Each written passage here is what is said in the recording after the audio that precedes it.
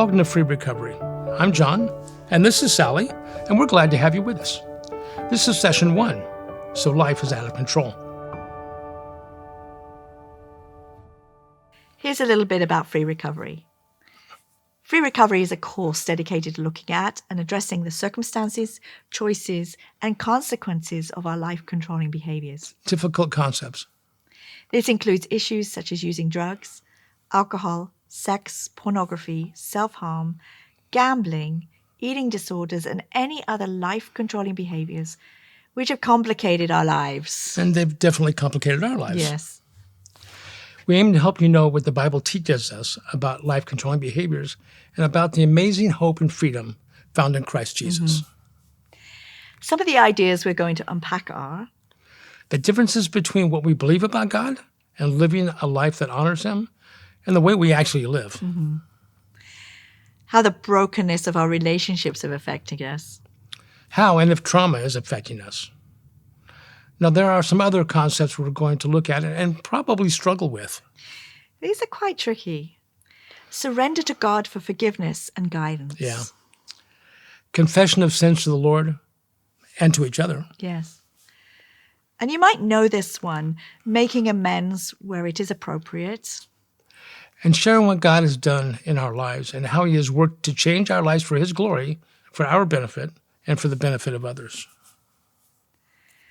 One of the most important things to remember is that recovery does not take place in isolation. It does not. We come together here as a community to walk this path together. Some of us may be further along the path than others, and we need to be willing and able to encourage each other and hold each other accountable. A tough concept. Now, this course is open to everyone. We are using the Bible as our main source of information, and participants need to know this and consent to it if they wish to take the course.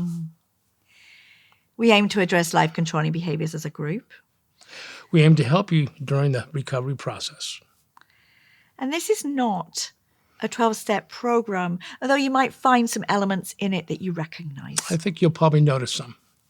Now, each session has a key verse, and this session's key verse is from Romans chapter 7, verse 15.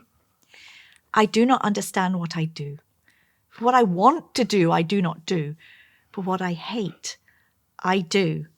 I think you have a story about this, don't you? Yeah, one time I shared that verse in a session, and I didn't actually indicate that it came from the Bible. No. And one of the guys who was there just said, "Hey, that's my life."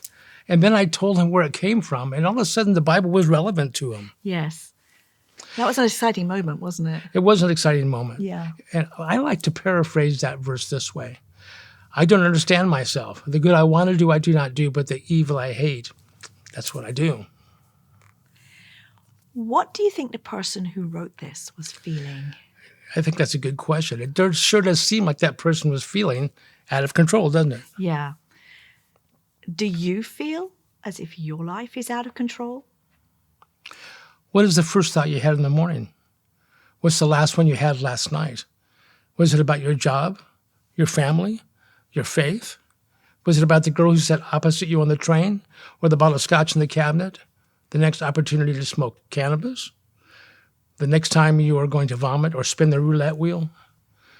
Was it where to find the next bathroom to catch yourself? Were you thinking about the website you've been visiting or the app you just viewed? Now, these could be considered as thoughts of escape from a life that has become unmanageable and out of control. In fact, we could call them life-controlling thoughts. Can you stop these thoughts? Have you tried or even wanted to stop them? Are they so much a part of your life that you cannot imagine living without them? If so, they have a strong hold on you to the point of slavery. These thoughts and desires have become your master, and you have become their slave. We're going to look at someone in the Bible that you may not think had anything to do with enslaved thought patterns or life-controlling behaviors. His name was Paul, and he wrote this in the book of Galatians, chapter 1, verse 13. For you've heard of my previous way of life in Judaism, how intensely I persecuted the church of God and tried to destroy it. Wow, that's something radical to say, isn't it? When he looked back on his former life, Paul realized that he had been a slave to his desire to persecute the church. Today, we might even say that he was addicted to that desire to destroy the church. It was everything to him.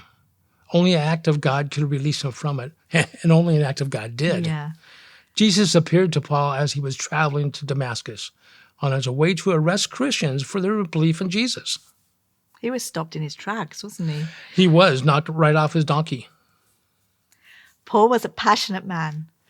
As a Jew, he was passionate for the Jewish faith, to the point of supervising the death of Christians like Stephen in the book of Acts, chapter 7. Before he knew Jesus, his passions were like an enslaving, life-controlling behavior. Yeah. His passion for Judaism clouded his judgment, and right and wrong had gone out of the window. Paul was so passionate in his love for Jesus that now he was the one being persecuted, imprisoned, and eventually killed for his faith. Boy, what a juxtaposition there. As a Christian who knew that every one of his sins, past, present, and future, were already forgiven, Paul still struggled with sin, just like you and I do. Mm-hmm. Paul said in Romans chapter 7, verse 15, I do not understand what I do, for what I want to do, I do not do. For what I hate, I do. Does this sound like you? If so, you're not alone. Let's unpack Paul's life a little more. Paul said in Galatians chapter 1, verses 13 and 14, For you have heard of my previous way of life in Judaism, how intensely I persecuted the church of God and tried to destroy it. I was advancing in Judaism beyond many of my own age among my people, and was extremely zealous for the traditions of my fathers. So what do you think Paul's first thoughts were in the morning before he was a Christian? His thoughts would have been blinded by his passion for keeping the Jewish traditions. You could even say it was an obsession. Now, before he knew Jesus, Paul was a slave to the Jewish law. His life was controlled by these thought patterns, which took him to the point of murder. And as we see him supervising the stoning of an early Christian, Stephen, in Acts chapter 7, now, you might ask, what has this got to do with me? What has this got to do with life-controlling behaviors? Well, that is a good question. Well, Paul's thought patterns weren't that different to a typical addict. Some of you have not yet come to the point of recognizing that there is a problem. Obviously, Paul didn't. You're here because someone has encouraged you or given you an ultimatum. They see a problem, but you don't. This indicates your denial. Now, denial can be defined as a refusal to admit truth or reality. Yeah. It is a coping mechanism that those with life-controlling behaviors use. Denial leads to blame shifting and excuses to protect or explain our life-controlling behaviors. Denial can mean that we say or think things like, the real problem is other people judging me. I can stop anytime I want to, but I don't want to. Yeah. My family stresses me out. I need alcohol to relax and unwind. Life is so boring that I need stimulants. The law is wrong to say that this is illegal. I've said that about cannabis on many occasions. And I think all of these phrases we have used between each other at some point in our life, I believe. Probably so, yeah. I think you're right. Those of us with life-controlling behaviors are very good at covering up our problems from ourselves and from others. In fact, we can be so good at it that the only way we get to the point of admitting our problem is when we hit rock bottom and see that we can no longer continue on the path. Change has become more of a necessity than an option. This might be because a relationship finally collapses, or a doctor tells you that you're going to die if you don't stop, or you end up in prison because of your life-controlling behaviors. At the end of Acts chapter 7 and the beginning of chapter 8, a young man called Saul, who would later call himself Paul, was oblivious to the fact that his actions were in any way against God. Saul supervised the stoning of Stephen and set out to destroy the church, causing immense pain and hurt to the new Christian church. He was in complete denial that his actions were morally wrong. Isn't this what we do? Maybe not so dramatically. We say things like, I really need another drink to calm me down. I'm only hurting myself if I'm hurting anyone at all. It's my life. I can do what I like with it. Yes, I've said that. Paul was an unlikely candidate for God's recovery program. He had no idea that his persecution of the young Christian church was against God, who had created the law Saul so zealously protected. But when God rescued him, he was transformed from Saul the persecutor to Paul the apostle, the man who would eventually die for the very message he had fought so hard against. That is the kind of transformation God has in mind for us. That's right. Before he was a Christian, Paul had a religious, life-controlling behavior. His passion and obsession for religious purity was his master. He was controlled by his interpretation of the rules of his religion. As we've seen from his letter to the Romans, Paul deeply understood enslaved behaviors from personal experience and knew how desperately easy it is to fall back into slavery to our old habits and behaviors, even when you think you're free. He wrote in Galatians chapter 4, verses 8 and 9, Formerly, when you did not know God, you were slaves to those who by nature are not God's.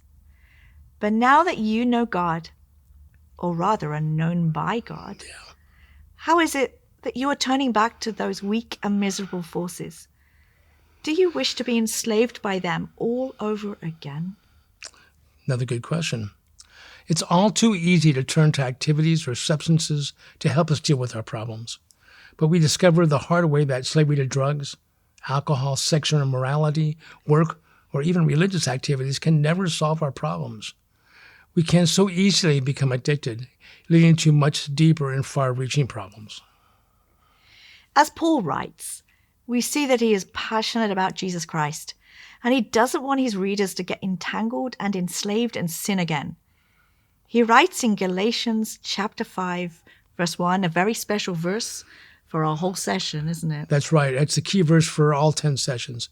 It is for freedom that Christ has set us free. Stand firm then, and do not let yourselves be burdened again by the yoke of slavery. Are you feeling burdened by slavery to a life-controlling behavior? Jesus himself said in the Gospel of Luke chapter 4, verse 18, that he had come to set the prisoner free and to release the oppressed. Are you willing to trust him as he works in your life? When doing this live, we used to always end with the Aaronic blessing, and that's how I'm going to close. The Lord bless you and keep you. The Lord make his face shine upon you and be gracious to you.